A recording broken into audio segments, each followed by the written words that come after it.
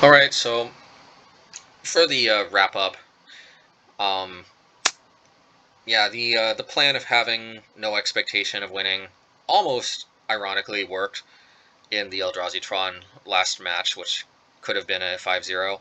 But yeah, that matchup is one of the reasons probably to consider playing Rakdos Prowess, because Rakdos Prowess has main deck answers to Chalice. It has main deck answers to other artifacts they play. I think Luris is probably about as good, maybe probably better because it's cheaper than Obosh. And in this matchup, Croxa. I think Croxa is probably, if you're playing the Croxa version, which I think is probably the better version of Rakdos Prowess, probably that's kind of like their Obosh in a way, and it's probably their ticket to really out Eldraziing the Eldrazi Tron. I'm guessing. I would actually be very much interested to see that matchup, Eldrazi Tron versus Rakdos Prowess. I'd actually kind of like to see Rakdos Prowess winning, and because I'd almost kind of feel better about that. Maybe that might be one reason Rakdos Prowess isn't around enough. Maybe around a lot. Maybe the Rakdos Prowess decks are suppressing it. I could see that being possible. Maybe I'm just being overly wishful thinking. It's probably a bad matchup for the Rakdos version too. I almost wonder just trying out the Rakdos version and I've never actually done it before. I've played red white. I've played traditional mono red with Reveler.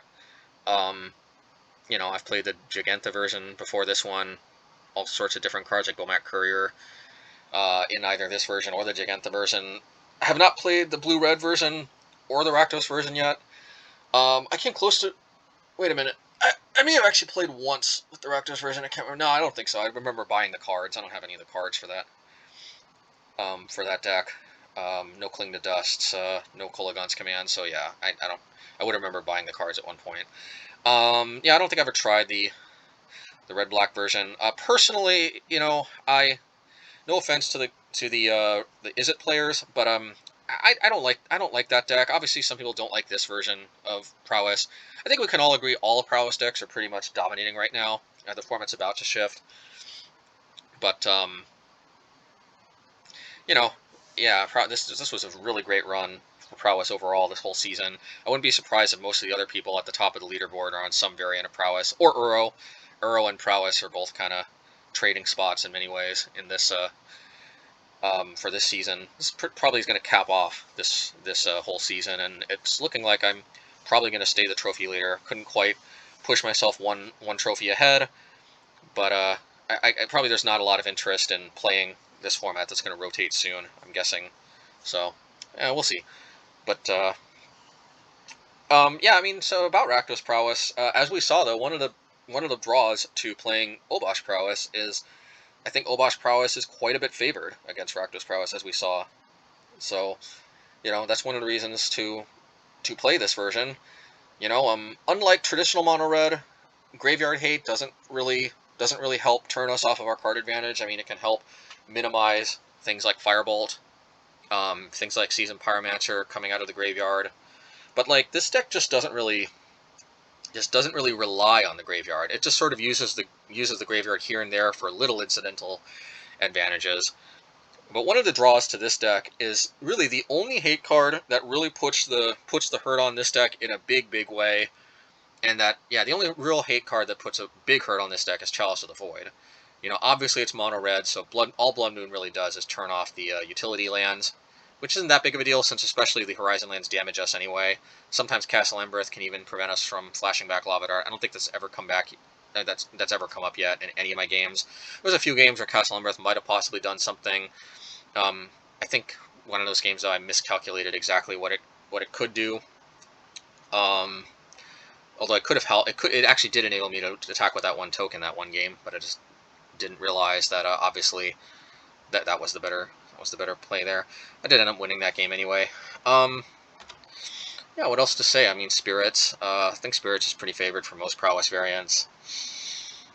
Yeah.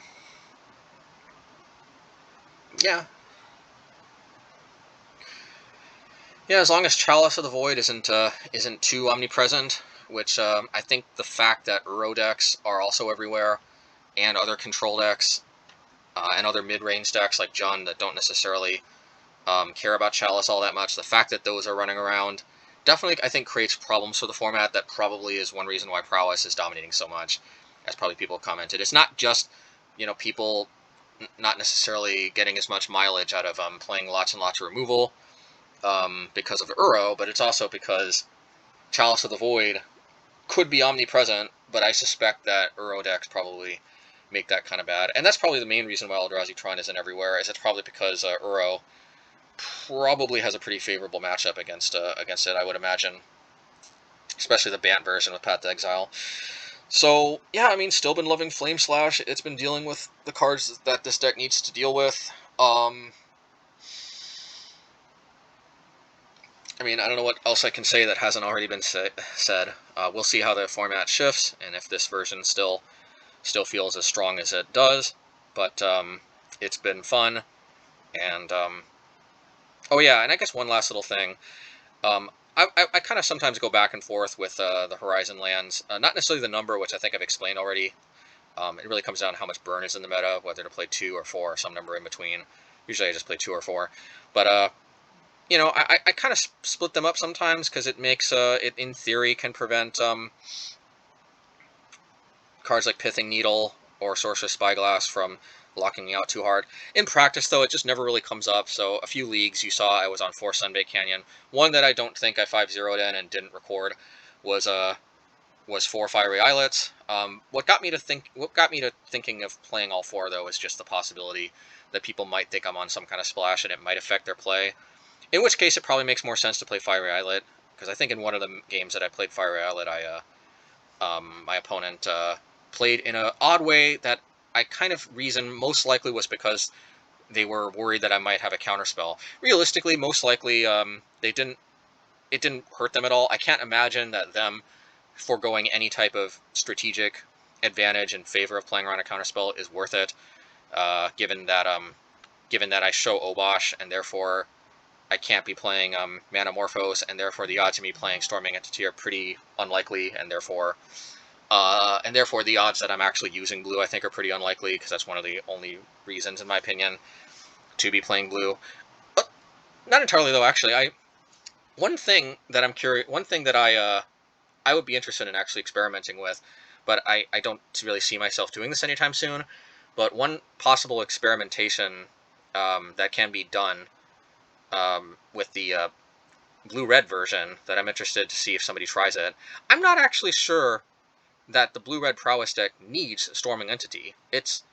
I feel like the card's kind of a trap. Sure, the consensus seems to be it's almost always alive, but you see, the keyword there is always, and it's the times where it isn't, like that's the difference, I think, between a deck that is like dominating and a deck that is just good, that is just above average, or even just just very good, but not like the top deck, or not like one of the elite few top decks. It's just that I just seen so many games where they play so awkwardly, and then a Storming Entity comes out a couple turns later. I'm pretty sure what I'm witnessing is Storming Entity rotting in their hand for some reason. Just them having a hard time turning it on, or not wanting to blow, a mutagenic growth on one of my creatures. Yeah, if you think about it, actually, even when you have to turn it on a mutagenic growth in your own their opponent's creatures, yeah, I'm going to call it right now. I've actually tempted to try Blue-Red Prowess. I'm tempted to say that Blue-Red Prowess might actually be superior taking out Storming Entity and then just maxing out on Sprite Dragons. Obviously I'm recapping my deck and not the blue-red version, but what I'm just trying to say is that I think that the Rakdos version, it's either the Rakdos version or it's this version that I think is the best in the format. We don't really know what a blue-red Prowess deck would look like without Stormwing. I could possibly see that maybe being another contender, personally, because I think that Stormwing probably has a lot of deceptive downsides that people just aren't giving enough credit to. But yeah, I've rambled on for quite a bit. But I still like this deck. We'll see how the format changes. Yeah, well, till next time, let me know what anybody thinks. And also, I'm curious, given that I have done a few leagues where I've recorded the post league commentary. You know, I'm curious if that is either better or it's about the same, because I have been considering maybe just recording the after game analysis. That way I can actually grind a bit more, and I think I've already explained my logic in another video. Possibly be a little more selective about the best games to go over. I'm kind of just recording games as I play them now when I can, except actually for one Merfolk League and one league with this, where I think I was literally running out of breath, so I just decided to play a few games without recording. Got pretty good results, so I might post them. Might not post the other 4-1 Prowess result I got off camera with this and an after analysis, but if they're about the same, there's a lot of advantages to that. Anyway, till next time. Oh, and please excuse me. I do know in my post-analysis games, I haven't always gone over my sideboarding. I will definitely make a point to try to remember to explain the sideboarding. That's probably a very big thing with the deck, as with any deck as well. So, all right. Till next time. Please subscribe if you're interested in this as well, and click the bell notification so you get notifications when I post new videos.